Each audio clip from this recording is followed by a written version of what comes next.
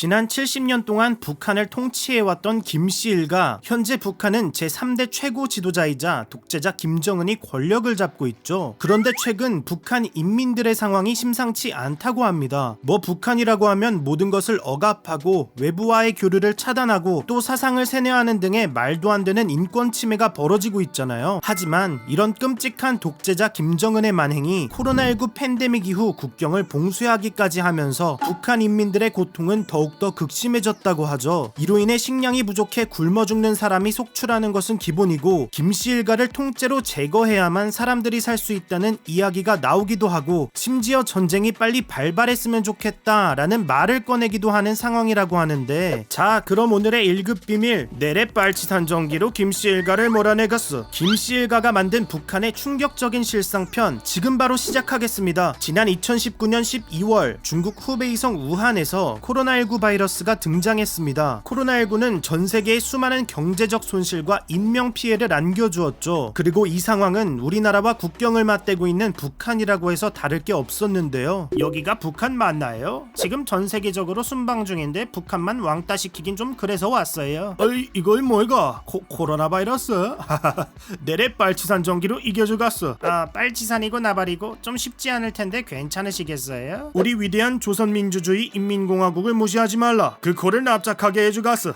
이런 식으로 코로나19는 북한에도 퍼지게 되었고, 북한은 바이러스가 퍼지는 것을 막기 위해 국경을 봉쇄해버렸죠. 안 그래도 외부와의 교류를 하지 않는 북한이다 보니 국경을 봉쇄한 이후 북한 안에서 무슨 일이 일어나는지 알 수가 없었거든요. 하지만 지난 몇 달간 영국 최대의 공영방송사 BBC는 북한에서 살고 있는 3명의 주민과 비밀리에 연락을 취해왔다고 합니다. 이들은 각종 기기라든지 소프트웨어 등을 통해 북한인과 소통을 해왔다고 하는데, 사실 북한 사회에선 서로가 서로를 감시하기도 하고 해외 영상을 시청하거나 공유만 하더라도 엄벌에 처하잖아요. 결국 단독으로 무언가를 할 수 없는 상황임은 확실했습니다. 아니, 만약 걸리게 된다면 끔찍한 일이 벌어질 수도 있으니까. 그러다 보니 조사에 참여한 3명의 북한인들은 본인만이 알고 있는 장소나 도청이 불가능한 곳에서 목숨을 걸고 인터뷰를 진행했다고 합니다. 그리고 여기서 밝혀진 북한의 상황은 상상 그 이상으로 심각한 문제들이 일어나고 있다고 하죠. 가장 먼저 중국 국경과 가까운 곳에 사는 북한인 여성, 그녀는 남편과 2아이를 책임지기 위해 해가 저물면 중국으로 몰래 넘어가 약을 밀수해온 뒤 낮이 되면 이 약을 시장에다 내다 파는 상인이었습니다. 그러나 코로나19가 터진 이후 북한이 국경을 봉쇄하면서 국경 너머로 각종 물품을 밀수하는 일이 훨씬 더 어려워지고 단속도 더 심해졌다고 하거든요. 심지어 북한은 무역을 중단시켜 중국 국경을 통해 들어오던 필수 식량과 약품을 실은 화물열차가 들어오지 못했다고 하죠. 이로 인해 그녀는 아무것도 할 수 없는 상황이 되어버렸고, 이러다간 다 죽겠다 싶어 국경을 넘으려다 인민군에 잡혔다고 하는데,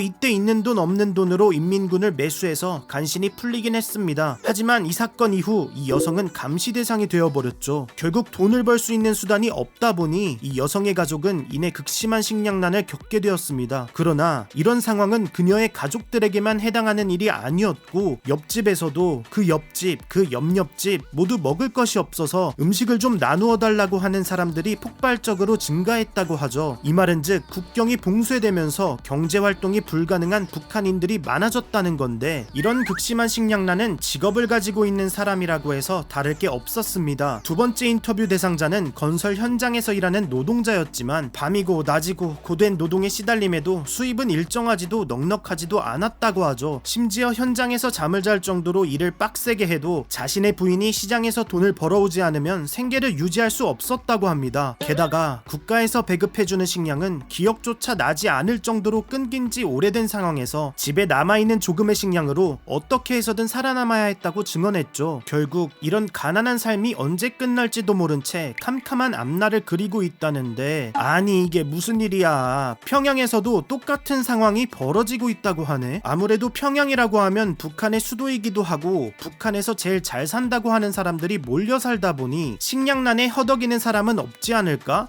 이렇게 생각할 수 있겠지만, 인터뷰에 참여한 평양 거주자 북한인 여성의 이야기는 우리의 생각과는 전혀 달랐죠. 식료품 가게에서 근무하고 있던 이 여성은 벌어들이는 수입이 넉넉하지 않았다고 합니다. 이로 인해 매번 과일과 채소를 빼돌려 시장에 내다 팔아야지만 겨우 쌀을 구입할 수 있는 돈을 마련할 수 있었죠. 물론 가게에 있는 물건을 물건을 훔쳐 판매하는 것이 정당화될 순 없지만 이것마저 하지 못한다면 진짜 굶어 죽을 수도 있다 보니 선택의 여지가 없다고 하죠. 그런데 북한이 코로나 이후 봉쇄 조치를 하니까 어딜 가나 식량이 부족해지기 시작하네. 이때부터 가게 직원들을 대상으로 퇴근할 때 가방을 뒤지거나 센터를 까는 등 철두철미하게 물건을 빼돌리지 못하도록 만들었습니다. 결국 이 여성은 더 이상 물건을 빼돌릴 수 없었고 자신을 포함한 가족들이 먹을 식량이 부족해졌다고 하는데, 이게 참 안타까운 게 이 여성은 아이들에게 조금 남아있던 밥을 먹이고 자신과 남편은 물만 먹으면서 겨우겨우 생활을 이어가고 있다고 하죠. 그리고 이 상황은 현재 북한 상황의 심각성을 명확하게 보여주는 사례입니다. 왜냐, 북한의 수도 평양에서 살고 있는 주민들조차 어려움을 토로한다는 것은 다른 지역에서 살고 있는 사람들의 생활이 얼마나 각박한지 안 봐도 뻔한 비디오니까. 실제로 최근 북한 길거리에는 식량을 구걸하는 사람들이 넘쳐나고 있고, 이들 중에서 힘없이 누워있는 사람들은 대부분